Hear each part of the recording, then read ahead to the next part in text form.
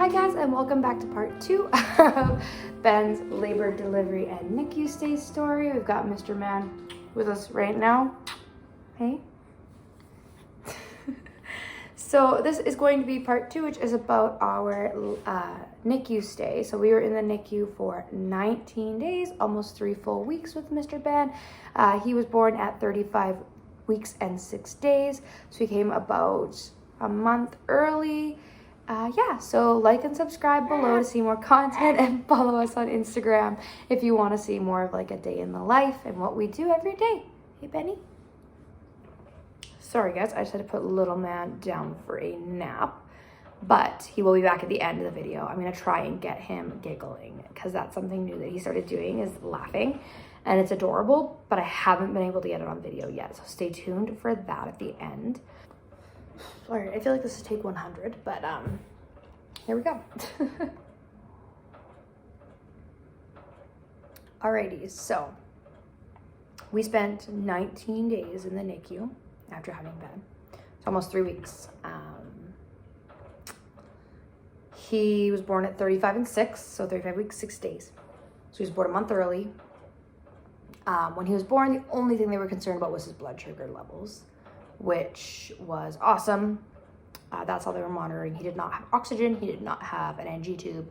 He was eating like a little champion. Obviously, they were giving him formula because my milk hadn't come in yet. But those first couple of days were a blur. I don't really remember. Like, I remember it, but like, you know, your mind, it's foggy. I was trying to recover from just giving birth, plus deal with the fact that I wasn't going to take my baby home most likely when I went home. So that was what I was going through. Ben was just hanging out in the NICU with the nurses, loving life, eating, sleeping. He was great. We had awesome nurses. Then I got checked out after 2 days and I went home. I had a good night's rest at home.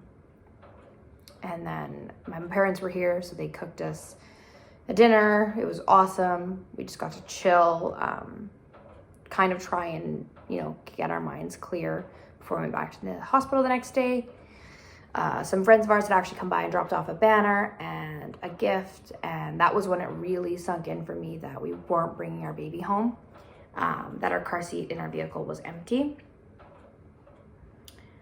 So that was a really hard moment for us, both me and Eli, realizing for the first time that, you know, we weren't bringing our baby home right away. So then the next day we went in, we spent the entire day at the hospital. The room that we were in had no windows. It was dark. There's constantly alarms going off in the NICU, constantly nurses running around, different doctors coming to see you. It was kind of a gong show, and I don't remember the names of the nurses that were with us, the names of the doctors we saw. It was like survival mode. 2 days after Ben was born, he got blood work, and they found out that his bilirubin levels were super high. So he was jaundiced.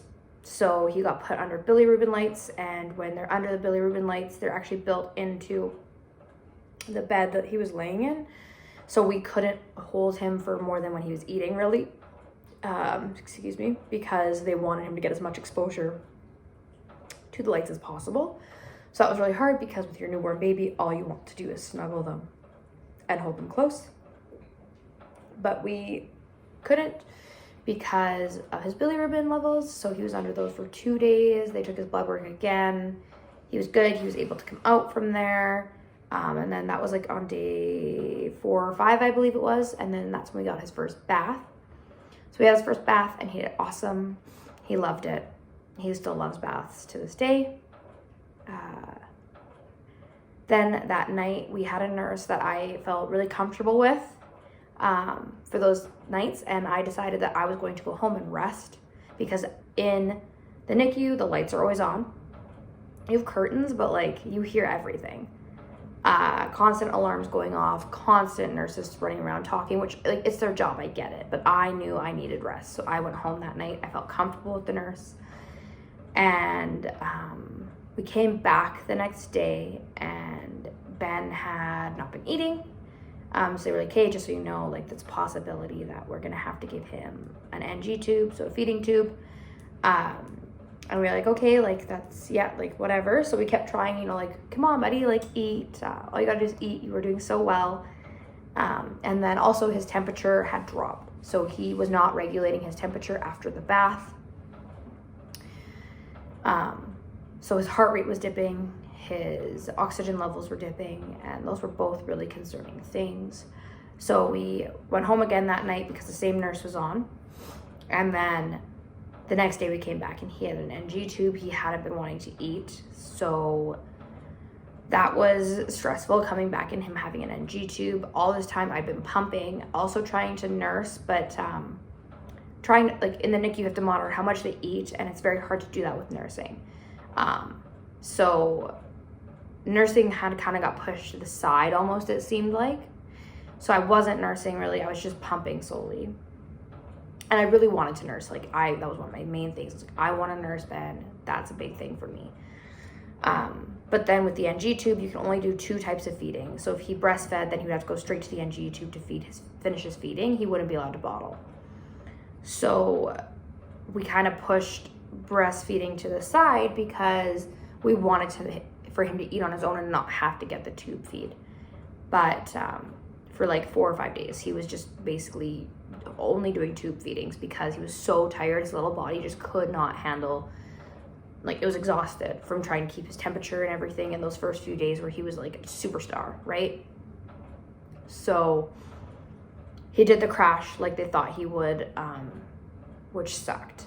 So he had the NG tube, and then after the next day, like later that day, we went to eat in the cafeteria and we came back upstairs and he had a breathing oxygen tube as well. So he had oxygen and an NG tube, and his little nose was so tiny, and he had all this stuff. I'll insert a picture of everything hooked up to him. He looks so tiny, and it's like the most heartbreaking picture in the entire world from me looking back. So it's hard to see your baby like that. So yeah, he had the NG tube, he had oxygen, and then he balanced out, obviously, because he had all that help. He was doing, like, he was stable. He wasn't dipping anymore. He was just hanging out. And then that was like 5 days where he did not change a single thing. He would not eat more on his own. He was just happy there. He was like, I'm good. I will just hang out in the NICU forever. That's what it felt like. And as a parent, like, you want to do everything you can to get them home, but there's nothing you can do in a situation like that. Like, the doctors couldn't do anything. We couldn't do anything. The nurses couldn't do anything. It was all up to Ben. He had to decide, okay, I want to eat, or okay, I want to figure this out. So we were just hanging out, and it was like, we don't know how long we're going to be here for. So that was fine. We were just hanging out, and then it started off really weird. He went and got his hearing test, and he passed his hearing test. So that was the first, like, woo, like, little moment of we got to be excited and happy. So he passed his hearing test. Awesome. And then that day, it was like, later that day, he decided he wanted to, you know, start eating on his own. He was like, yo, I can do this. Like, I got this. So he started eating on his own. Most of his feedings. Like, we only gave him like 1 NG tube feed that day. And then he would latch breastfeeding. He would breastfeed full feeds, like once a day. And that was huge. I was still pumping on the side, but he was like latching and feeding. So we were fighting to get the breastfeeding under control. Still had the NG tube, still had oxygen. So he lowered his oxygen at that point. And then on August 10th, I will remember it because it's me and Eli's anniversary. It was our first year anniversary. We went, and Ben had actually done all of his feedings that day by bottle, not by NG tube. But they were like, we're going to leave it in just in case, because we don't want to put the NG tube back in. So that was awesome. So we kept the NG tube in. He was doing his feedings all by himself. He was breastfeeding. He was doing awesome with that.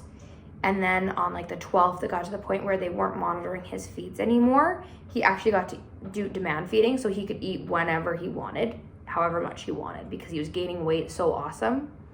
There was a bit there that he was getting supplemented breast milk, so they would put formula in it just because they wanted him to gain weight. But then that stopped, and I was able to just feed him. like breastfeeding. It was amazing. He took onto it right away, because a lot of babies that are in the NICU won't, because they have had the bottle. But he did right away. So he was doing awesome. And then one day we were just hanging out in the room, and he was like, their little fingers get under the NG tube, and his finger got under the NG tube and he pulled it all the way out. Like screaming, staring right at us, like, ah, pulling the NG tube out. And they were like, okay, well, we're not going to put it back in because he doesn't need it right now. But if he doesn't do a full feed, we're going to have to put it back in. We were like, okay. And from that point on, he did not need another NG tube feed. He fed 100% on his own, which was awesome. Then they were lowering his oxygen levels, lowering it, taking him off oxygen. He was doing great. He was doing safe sleep, so we were going to be able to bring him home. They were like 48 hours with no Brady's. Awesome. So no heart rate drops, no oxygen. You're doing awesome. Like, you could possibly take him home tomorrow. And it was like they said those words, and his little body was like, no, I'm not ready. And then like an hour later, his heart rate dipped. And he brought it back up himself, but it still dipped. And they have to be 48 hours without one of those before they can go home. So after that, it was basically like he was eating on his own. He was breathing on his own. His heart rate would just drop randomly. It's like he'd forget to breathe, and his heart rate would just be like, oh gosh, like, breathe, buddy. But so yeah, so we were waiting for that. So, we were like, okay, like 2 more days. That's not bad. And then 12 hours after that first one, he did it again. And then again, and again, and again, and again, and again. So it was like 3 days of him doing that. And then we got 24 hours without a heart rate drop. And then he had another one. And it was so discouraging, because that was the only thing keeping us in the NICU. And it was like, okay, 24 hours more and you can go home. And then he would have one. So it was like waiting and waiting and waiting. Like, it was awful. At this point, he got moved rooms, because there was only 4 babies in the entire NICU at that point. And we were just waiting. It was getting so frustrating, because we would go home for the night, or I would stay the night and he would have one, and like, we'd be 12 hours from getting to go home. And then all of a sudden it was like, oh, it's been 36 hours without one. And then it was like, okay, like, he had a tiny little oxygen level dip. And we were like, that could potentially, keep us from going home. It was up to the doctor's discretion. So, yeah, it was like we were so close going home, and the doctor came in that day, and we were antsy, and, because if it happened 5 minutes before they discharged us, we'd have to stay 48 hours more. So it was just like waiting, hoping for the best. And then all of a sudden the doctor's like, nope, like, I'm going to sign the discharge papers. You're going home today. And it seemed surreal, and it was like, take off those monitors, so if anything happens, they can't keep us. But yeah, so he was great. We got to go home that day. So on August 19th, I'll have to look at the day. We got to bring our little baby boy home. It was the best day ever. I'll insert a picture right here. But we got to bring Ben home. And yeah, so now we are today's Tuesday. I'm filming this on a Tuesday. He's 14 weeks old today. He's growing up fast. So he will be 4 months on Saturday. A little 4-month-old we have now. So it's crazy. But yeah, thank you guys for watching. If you want to see more content, just keep liking, subscribing, comment and tell me what else you want to see. Follow me on Instagram, and stay tuned, because I'm going to try and get Ben giggling. Thank you so much for watching. Do you have giggles in there for mommy? Do you have giggles in there for mommy? You got giggles? You got giggles? Yeah. You're so cute. You're so cute. Are you cute?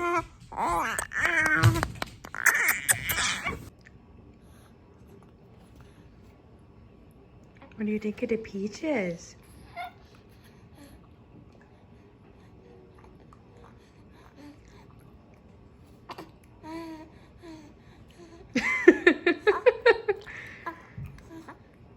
Is it good? All right, so in this picture, you are seeing Ben's first bath that he is getting. So this is the bath that Ben got before everything kind of started to go south. Yeah. In this next picture is Ben under the bilirubin lights, sorry. So he's wearing the goggles to protect his eyes and getting some sun. Next is Ben hooked up to everything. So the top cord that has little lines on it is the NG tube, and then the one that's under the sticker is his oxygen. He looks so tiny here, I can't even handle it. And then this last picture is Eli carrying Ben out of the hospital. So this is the day we got to leave, and it was August 16th, not 19th. I was wrong. Sorry.